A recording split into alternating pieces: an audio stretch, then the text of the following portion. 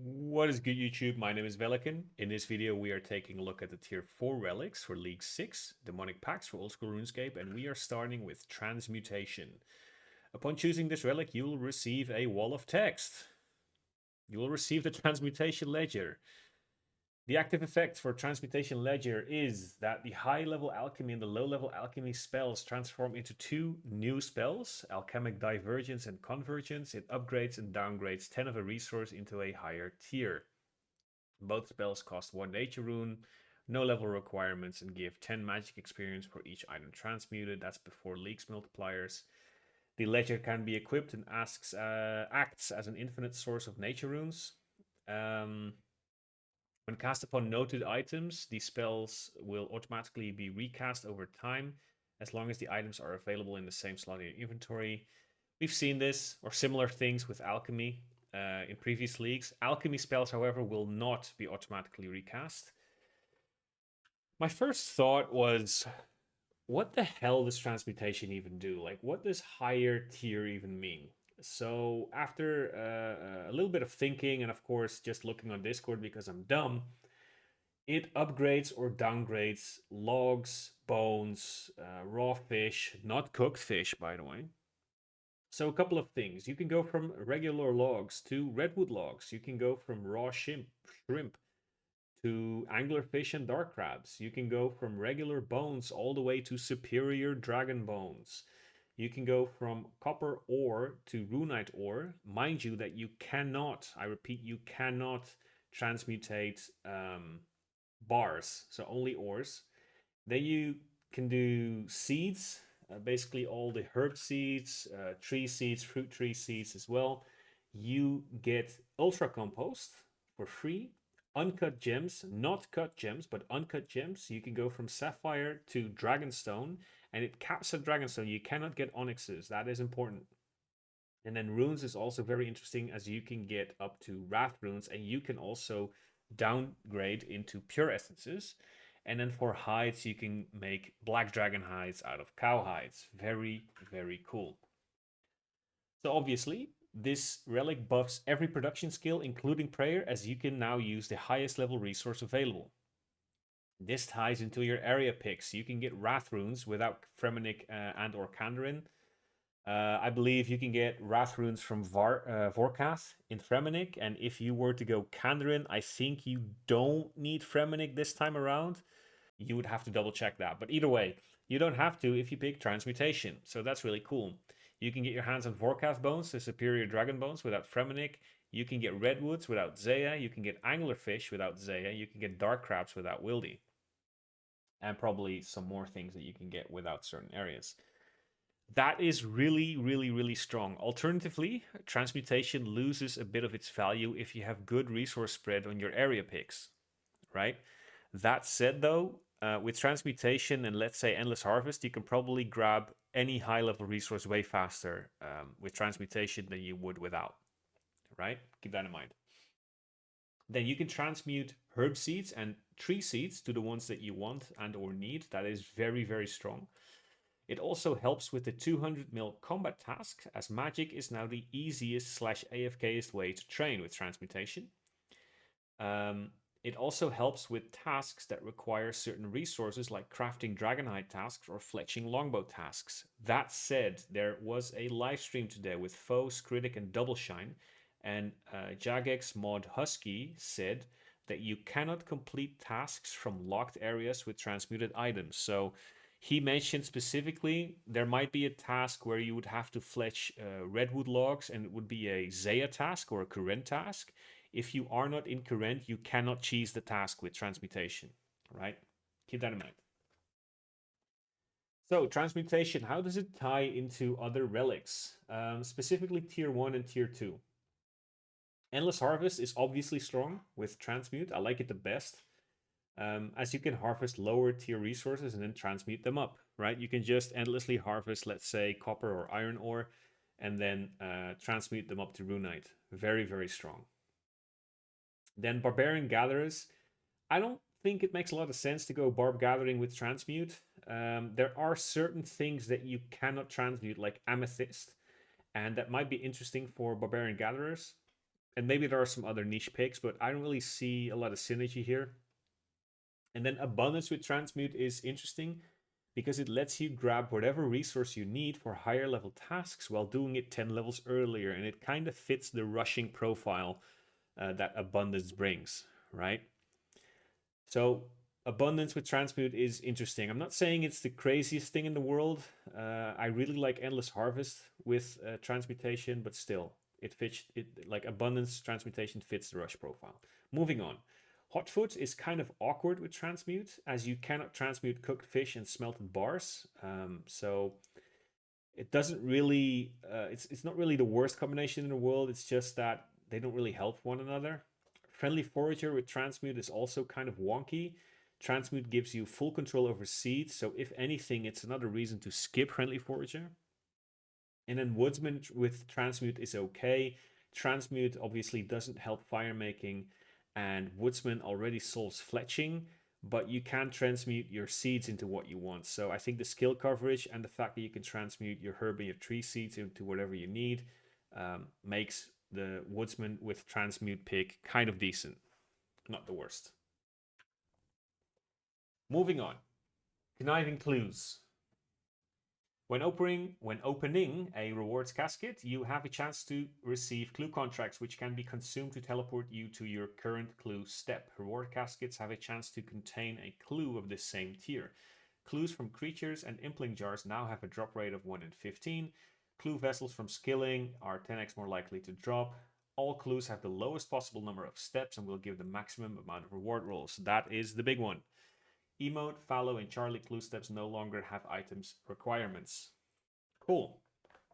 Conniving Clues is the obvious clue solve, and arguably slash probably it's needed for max points. There is a 750 collection log task. It's definitely not needed for Dragon, this relic is. So that's basically the short of it.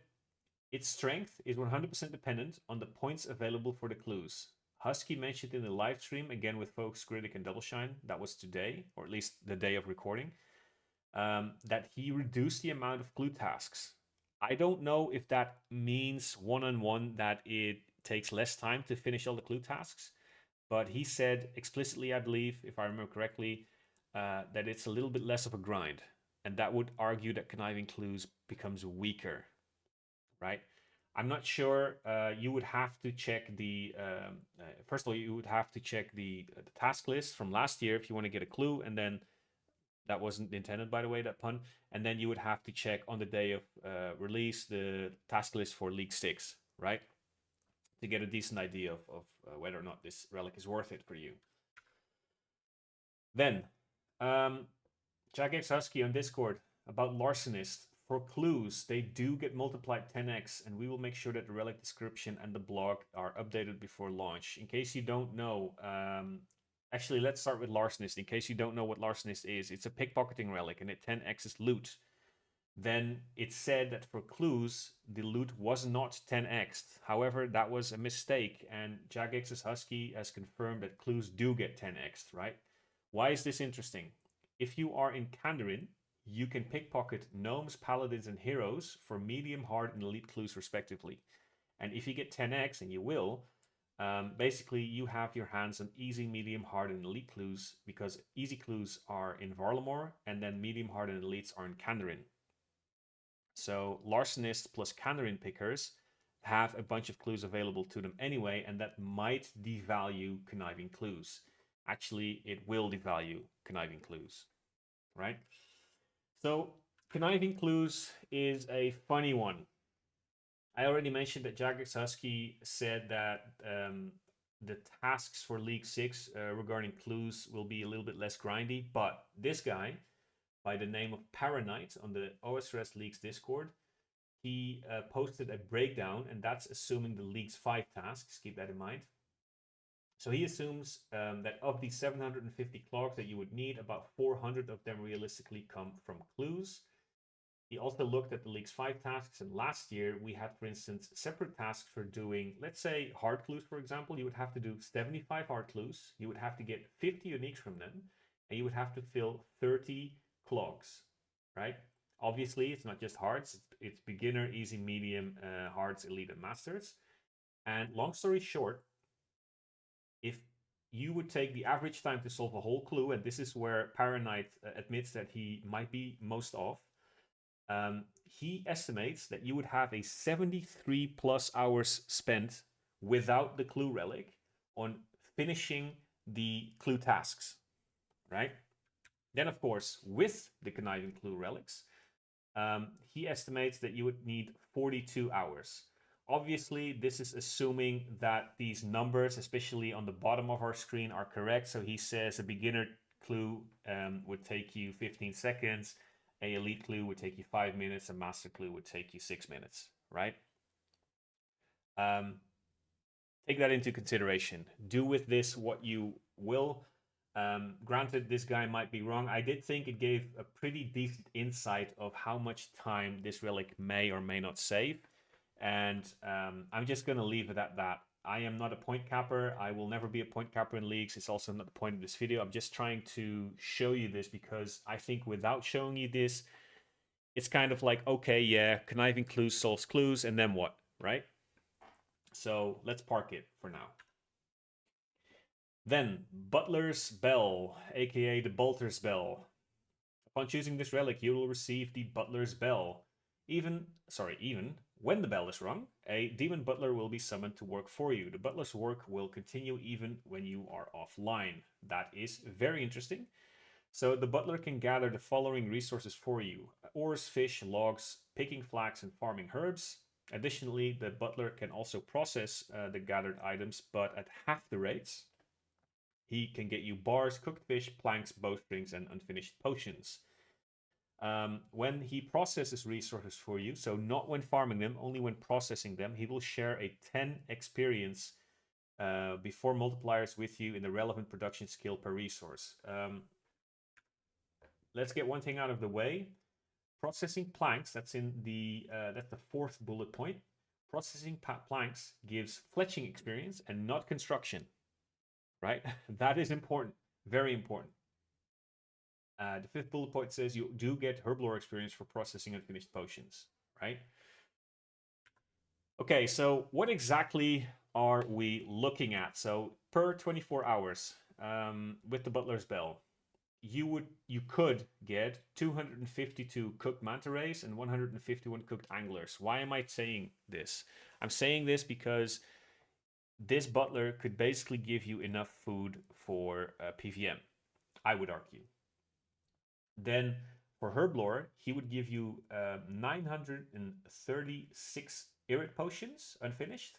And I'm specifically mentioning Irid potions because they have the easiest secondary. That is the Eye of Newt, which you can just buy from the general store. Not the general store, maybe, but from a store. So that's pretty good Herblore experience. Then he would get you 460 Runite ores, which is about 500 KGP if you vendor them at the general store. He would also give you 720 mahogany planks. So he cannot get you all of these at the same time, but I would argue that these numbers are pretty damn decent. That is per 24 hours, by the way. So if you sleep for 8 hours, obviously this is divided by 3, right? Then on your right, if you ask him to process things for you, you would get about 57k smithing experience per day, 100k cooking, 72k fletching, 360k crafting. That is quite a lot. And then another 72k herblore experience per day, and that's before leaks multipliers, right? So you would have to x16 this to get a better look on it, but you would have to get to tier 8 first, right? So what do I think of Butler's Bell? It's obviously good if you are AFKing a lot, but for pure AFK leeching, I don't like it. It is not a free 50 mil soul for every skill. It's like about 1 million experience, depending on the skill, of course, but it's about 1 million experience a day. The Butler cannot do multiple things at the same time, so AFKing every skill with Butler would take weeks, right? Even a single skill, some of them would take weeks to 50 mil. So my verdict is use materials provided by the butler and process them yourself, and then let the butler help with the most annoying skills. For example, get yourself from some free bars plus the smithing experience, then crack out smithing yourself and set the butler to another skill. And that is, I think, the play with the butler. And then one more thing, the last point, planks not costing money is actually pretty damn decent, right? So the butler is not necessarily slept on, but like I think a lot of people are thinking, oh, it's a good AFK angle. At the same time, I think he might just be good, period. AFK or not, right? So Endless Harvest with the Butler is okay-ish. Endless Harvest is now mostly for experience because your Butler will outfarm you, but he can also complement you. So if you are using Endless Harvest to, let's say, fish, you can set your Butler to get planks for you instead, right? So it's definitely not, they don't really have to clash with one another, these two relics. Then Barb Gathering with Butler also might be quite decent. You can snipe the resources that you want with Barbarian Gathering, assuming your Butler won't give you enough high level resources that you were looking for to begin with. So I think Endless Harvest, Barbarian Gathering are both fine. And then Abundance with Butler is also quite okay. Abundance has been the quote unquote fast relic or the rushing relic, and the Butler is now presumed to be the AFK relic. So that would be a weird combination. But the butler will provide you materials, and you won't have many materials as you probably haven't skilled much with abundance. And when I say skilled, I mean fish and woodcut and mine, right? So the butler can give you a bunch of ores, it can give you a bunch of fish to cook and whatever, because with abundance, you will not have that many. Granted, abundance can buy raw fish, I believe, in Varlamore and in Karamja as well, I think. Then Hotfoot is kind of mid with Butler. It's not the worst combo in the world, but Butler can help with smithing, and that's probably the biggest draw for Hotfoot. Obviously, agility is the biggest draw, but I think smithing is also a major Hotfoot draw. And Butler can solve smithing for you. So Hotfoot with Butler is kind of meh. It's okay. It's not the worst, but it's I don't know. It's mid. I think mid quite covers the verdict there. Then Friendly Forager with Butler is kind of awkward. Butler solves Herblore by itself and it will do that fast. And Forager is only for saving secondaries. So Forager, we talked about this in another video. It's not bad, but with Butler, it's awkward. That's about like the best word that I can pick for it. Then Woodsman with Butler is decent. Woodsman with Butler isn't like so basically Butler and tier 2 isn't like the sickest synergy that you can find in leagues, but the thing is with Woodsman, you can have the most value compared to the other tier 2 relics, right? Butler helps with smithing, herblore, and cooking, and then Woodsman helps fletching and fire making. And this will probably give you the most skill coverage. That said, check your areas if you even need that much coverage, right? So if you're thinking, I like Butler, maybe you don't need Woodsman because your Butler can also help with fletching, right? And it can also help you get logs for fire making. So you tell me if you need it. So my conclusion, I think Transmutation is the clear winner here. It simply solves too much. It solves skills and tasks. So I think Transmutation is, I think it wins on all fronts, really. That said, Butler's Bell can cover smithing, construction, and herblore. Yes, it can cover cooking and whatever, but the thing is, cooking is fast to begin with. Crafting too, arguably. Butler is AFK, but I think you should play into the resource gain from the Butler. And if you do that, then Butler isn't bad at all. It is not bad. The fact that I think Transmutation is the clear winner doesn't mean that Butler sucks at all. Okay, so please understand that. I think this relic also might surprise you a little bit if you play into it intelligently. And what I mean with that is, like, get the resources that are tough to get. Let's say bars, and then use those bars to do smithing yourself. Have your butler do, let's say, fletching instead. Fletching might not be the best pick. Let's say crafting instead, right? So I think this relic might be pretty damn decent, Butler spell. And then Conniving Clues, I don't know what to think of, man. I literally have no idea. Point chasers, especially those without Larcenist and Kandarin, probably want Conniving Clues. Perhaps Conniving Clues is a reload angle. I think that's one of the most interesting things about Conniving Clues is that you can still reload into it. Let's say you got Hotfoot, you don't need a smithing solve.